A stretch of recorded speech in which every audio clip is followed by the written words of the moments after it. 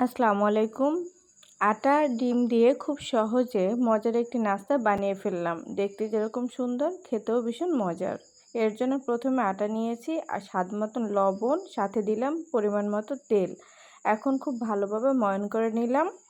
অল্প অল্প পানি দিয়ে একটি ডো তৈরি করে নিচ্ছি।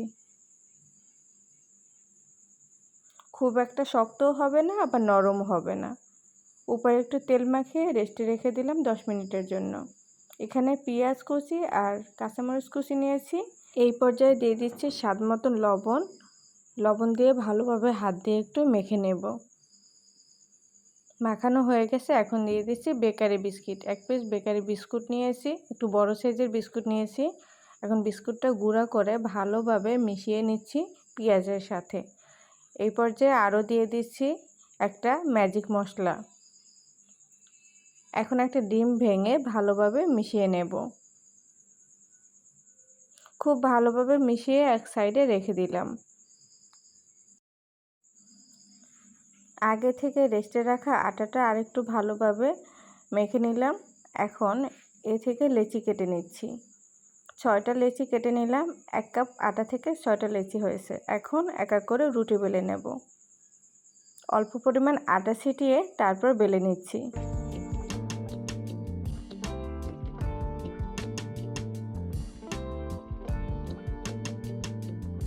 এক এক করে সব কয়টা রুটি আমি এভাবে বেলে নেব।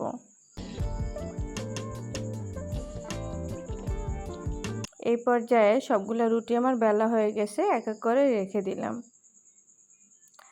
এখন এখান থেকে একটি রুটি আমি নিয়ে নিলাম। এর ভিতরে দিয়ে দিচ্ছি আগে থেকে রেডি করে রাখা যে পুর, সেই পুরটা দিয়ে ভালোভাবে ছড়িয়ে দেব।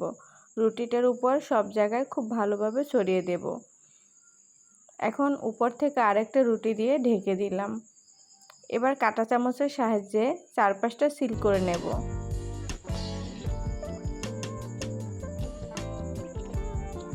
তৈরি হয়ে গেল একটি নাস্তা। প্রথমে তাওয়াটা গরম করে রুটিটা দিয়ে দিচ্ছি। রুটিটা যেন একটু ভালোভাবে সেঁকে নেওয়া যায় সেদিকে একটু খেয়াল রাখছি। হালকাভাবে যখন হবে তখন পাশ থেকে একটু চামচের সাহায্যে অল্প পরিমাণ তেল দিয়ে দিলেই হবে। উপরটা একদম মচমচে ক্রিস্পি হয়ে গেল আর ভিতরটা খুবই নরম। আর একটা নাস্তা আমি বানিয়ে নিচ্ছি একইভাবে।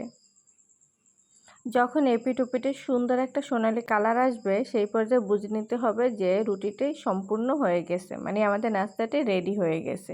এক এক করে সবগুলো নাস্তা তৈরি করা হয়ে গেল। এবার আপনাদের সাথে একটু কেটে শেয়ার করি। ভিতরে একদম ডিমের পুর ভরা আর উপরটা একদম ক্রিস্পি।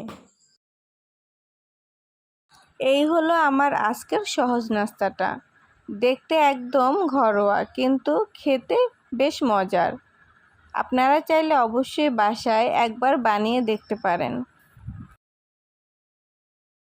ভিডিওটা ভালো লাগলে একটা লাইক দিয়ে পাশে থাকবেন। আবারও নতুন একটা সহজ রান্না নিয়ে দেখা হবে। ভালো থাকবেন সেই পর্যন্ত। আসসালামু আলাইকুম।